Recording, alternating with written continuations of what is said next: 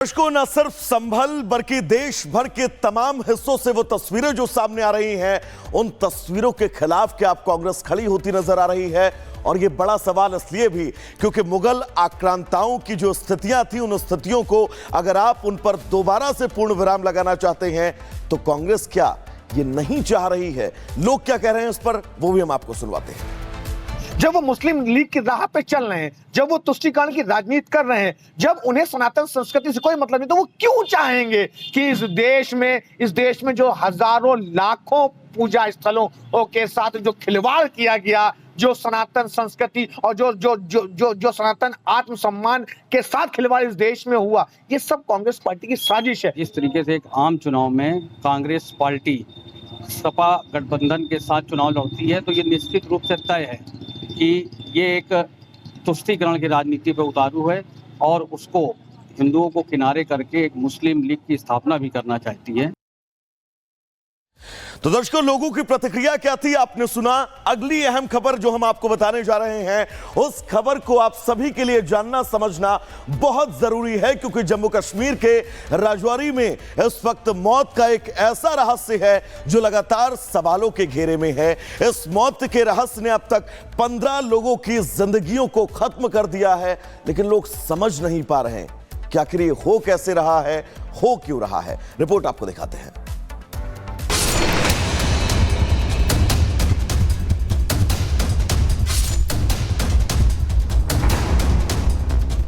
रहस्यमयी बीमारी, जान पर भारी, खत्म 3 परिवार, सस्पेंस बरकरार। राजौरी में कहर, बीमारी या जहर। जी हां, जम्मू कश्मीर के राजौरी जिले में रहस्यमयी बीमारी की गुत्थी उलझती ही जा रही है। अब इस मामले ने नया मोड़ ले लिया है।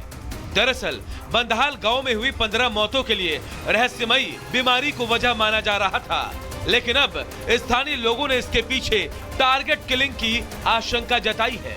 ये कहीं न कहीं एक, मैं कहता हूँ कि हमारे सोसाइटी के अंदर कोई टारगेट किलिंग की जा रही है। टारगेट किलिंग इसलिए कह रहा हूँ कि पहले आपने देखा कि इधर कितनी पीक पे मिलिटेंसी थी, उनसे हमें डर नहीं था। आज इलाका पूरा सब डिस्ट्रिक्ट जो है पूरे इस दहशत के माहौल में है। राजौरी में बीते करीब 40 दिनों में 15 लोग अपनी जान गंवा चुके हैं। यह सिलसिला 7 दिसंबर को शुरू हुआ था, जब एक ही परिवार के 5 लोगों की मौत हो गई। इसके बाद 12 दिसंबर को एक दूसरे परिवार के 4 लोगों की जान चली गई। इसके बाद 11 जनवरी को तीसरे परिवार के 4 बच्चों की मौत हो गई और फिर 12 जनवरी और 15 जनवरी को भी 2 लोगों को अपनी जान गंवानी पड़ी। दरअसल जब इस कथित रहस्यमयी बीमारी से जान गंवाने वाले मृतकों की जांच की गई तो उनके शरीर में न्यूरोटॉक्सिन के अंश पाए गए। इसके बाद जब हमारी टीम ग्राउंड जीरो पर स्थानीय लोगों के बीच पहुंची तो उन्होंने इन मौतों के पीछे जहर की संभावना जताई। मेरे लड़कों ने बच्चों फजल से, इनके जो बच्चे थे ना, उनके साथ ही रहे हैं, खाना भी खाया है, साथ चाय भी पी है। उनको कुछ नहीं हुआ। बीमारी होती तो उनको भी होती, बीमारी तो है ही नहीं, हर चीज बीमारी है ही नहीं। इसमें जहर यही है कि पता नहीं किसी ने जहर डाला है, क्या है क्या नहीं। हालांकि ये मामला सामने आने के बाद प्रशासन फौरन एक्शन में आया और इसकी जांच के लिए एसपी रैंक के अधिकारी की अध्यक्षता में एसआईटी गठित कर दी।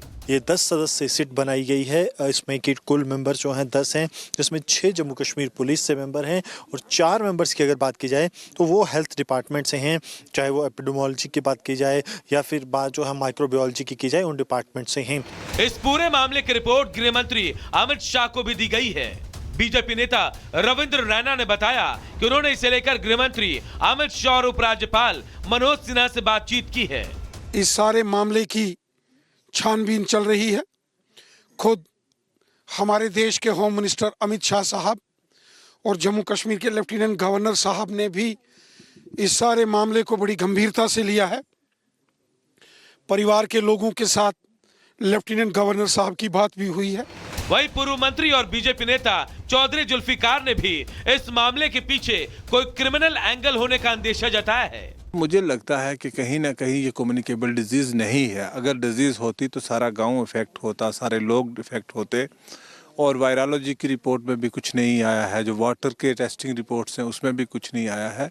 तो इसका मतलब कहीं ना कहीं ये जो है ये इसका एक क्रिमिनल एंगल लगता है। 15 लोगों की मौत के बाद राजौरी के बधाल गांव के लोग खौफजदा हैं और अब उन्हें डर सता रहा है कि कहीं इस रहस्यमयी बीमारी या जहर वाली साजिश का अगला शिकार वो ना हो जाए। बिल्कुल साफ है कि लोग चाहते हैं कि इंसाफ मिले। आखिरकार वो कौन व्यक्ति है, इन्हें जो लगता है कि जहर दिया जा रहा है, क्योंकि बीमारी अगर नहीं है तो फिर न्यूरोटॉक्सिन्स अगर बॉडी से रिकवर होते हैं तो किसी न किसी तरह के केमिकल यानी कि जहर की तरफ ही इशारा करते हैं। अब इनका कहना है कि ये इंतजामिया के ऊपर है कि वो ढूंढें कि आखिरकार वो कौन लोग हैं या वो कौन व्यक्ति है जिसकी तरफ से किया जा रहा है। सरजीवन कुमार के साथ Gursimran Singh, Republic media network. तो दर्शकों, टीम इंडिया के लगातार खराब प्रदर्शन के बीच अब बीसीसीआई ने बहुत सख्त फैसला लिया है। बीसीसीआई ने 10 ऐसे नियमों का एक खाका तैयार किया है जिन नियमों का पालन हर एक भारतीय क्रिकेटर को करना पड़ेगा। वो 10 नियम है क्या, इस रिपोर्ट के जरिए हम आपको दिखाते हैं।